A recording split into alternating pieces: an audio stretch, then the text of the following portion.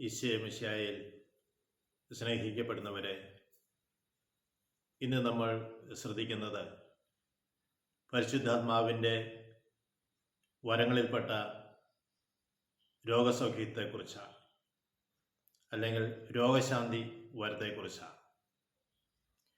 എല്ലാ വരങ്ങളും പരിശുദ്ധാത്മാവിലൂടെ നമുക്ക് ലഭിക്കുന്നത് സഭയെ പടുത്തുയർത്താൻ വേണ്ടിയിട്ടാണ് എന്ന കാര്യം എപ്പോഴും നമ്മുടെ മനസ്സിൽ ഉണ്ടായിരിക്കട്ടെ. പുറപ്പാട് പുസ്തകം 15-ാം അധ്യായം 22 മുതൽ 26 വരെയുള്ള തിരുവചനത്തിലൂടെ നാം കടന്നു പോകുമ്പോൾ, മോശ ഇസ്രായേൽ ജനത്തെ ചെങ്കടൽ കടത്തി ഷൂർ എന്ന മരുഭൂമിയിൽ 3 ദിവസം നടന്നിട്ടും അവർക്ക് ജലം ലഭിച്ചില്ല. അവർ മറ്റൊരു സ്ഥലത്തെത്തി. അവിടെ ജലമുണ്ടായിരുന്നു, എന്നാൽ ആ ജലം കുടിക്കുവാൻ യോഗ്യമായിരുന്നില്ല. ആ ജലത്തിന് കയ്പായിരുന്നു. ഇസ്രായേൽ ജനങ്ങൾ മോശയ്ക്ക് നേരെ പിറുപിറുത്തു. മോശ തൻ്റെ ദൈവമേ കർത്താവിനോട് വിളിച്ചപേക്ഷിച്ചു. ദൈവം മോശയ്ക്ക് ഒരു തടിക്കഷ്ണം കാണിച്ചു കൊടുത്തു. മോശ എടുത്ത് അത് ജലത്തിലിട്ടു. ജലം മധുരിച്ചു. അവർ കുടിച്ചു. അവർ ആ സ്ഥലത്തിന് മാറ എന്ന് പേരിട്ടു. ഹല്ലേലൂയ. അവിടെ 3 കാര്യങ്ങൾ സംഭവിക്കുന്നുണ്ട്. ഒന്നാമത്തെ കാര്യം, അവിടുന്ന് അവിടെ വെച്ച് അവർക്ക് ഒരു നിയമം നൽകി. 2, ദൈവം അവരെ പരീക്ഷിച്ചു, അല്ലെങ്കിൽ അവിടുന്ന് അവരെ പരീക്ഷിച്ചു. 3, അവിടുന്ന് അവരോട് അരുളി ചെയ്തു. എന്തൊക്കെയാണ് അരുളി ചെയ്തത്?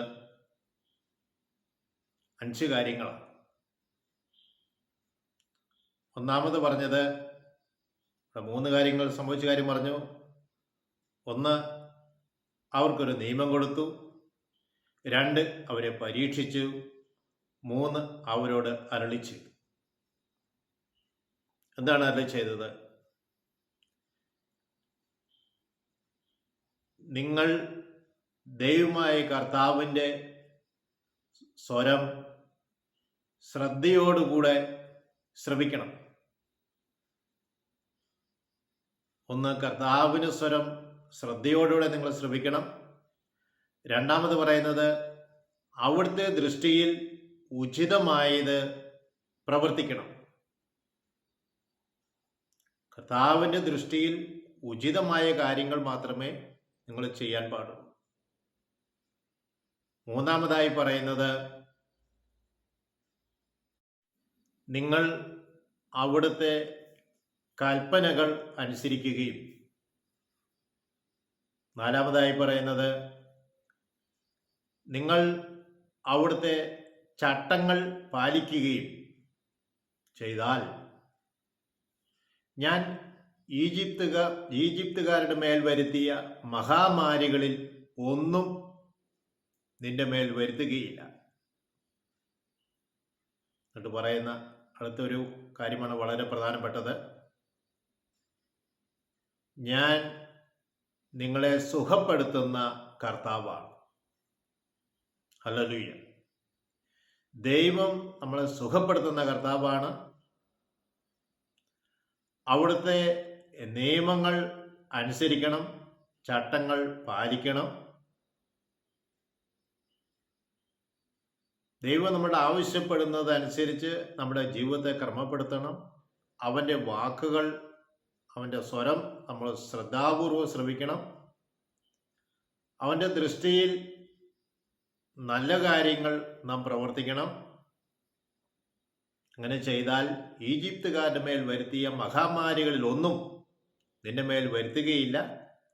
ഞാൻ നിന്നെ സുഖപ്പെടുത്തുന്ന കർത്താവാണ്. സ്നേഹമുള്ളവരെ, എന്നെ സുഖപ്പെടുത്തുന്ന കർത്താവ് എന്നോട് കൂടെയുണ്ട്. മഹാമാരികളൊന്നും ദൈവം എൻ്റെ മേലും എൻ്റെ കുടുംബത്തിന് മേലും അയക്കുകയില്ല എന്ന് വിശ്വസിക്കുക. ദൈവസന്നിധിയിലേക്ക് നമ്മുടെ കണ്ണുകൾ ഉയർത്തി നമുക്ക് പ്രാർത്ഥിക്കാം. ദൈവമേ, നീ സകലരെയും സുഖപ്പെടുത്തുന്ന കർത്താവാണ്. മാരകമായ ഒരു രോഗവും നീ ഞങ്ങളുടെ മേൽ വരുത്തുകയില്ല. ഞങ്ങൾ അങ്ങയുടെ സ്വരം ശ്രദ്ധാപൂർവ്വം ശ്രവിക്കുകയും അങ്ങയുടെ ദൃഷ്ടിയിൽ ഉചിതമായി പ്രവർത്തിക്കുകയും അവിടുത്തെ നിയമങ്ങൾ അനുസരിക്കുകയും അവിടുത്തെ ചട്ടങ്ങൾ പാലിക്കുകയും ചെയ്താൽ ഇസ്രായേൽക്കാരുടെ മേൽ ഈജിപ്തുകാരുടെ മേൽ വരുത്തിയ മഹാമാരികളൊന്നും നിങ്ങളുടെ മേൽ വരുത്തുകയില്ല എന്നും ഞാൻ നിന്നെ സുഖപ്പെടുത്തുന്ന കർത്താവെന്ന് മലിച്ചത് കർത്താവെ, അവൾ ഞങ്ങളെ സുഖപ്പെടുത്തി അനുഗ്രഹിക്കണമെന്ന് പ്രാർത്ഥിക്കുന്നു. പരിശുദ്ധ അമ്മേ, ആശ്രയ മാതാവേ, ഞങ്ങൾക്ക് വേണ്ടി മധ്യസ്ഥം വഹിക്കണമേ. പിതാവിനും പുത്രനും പരിശുദ്ധാത്മാവിനും സ്തുതി. ഈശോ മിശിഹായ്ക്ക് സ്തുതിയായിരിക്കട്ടെ.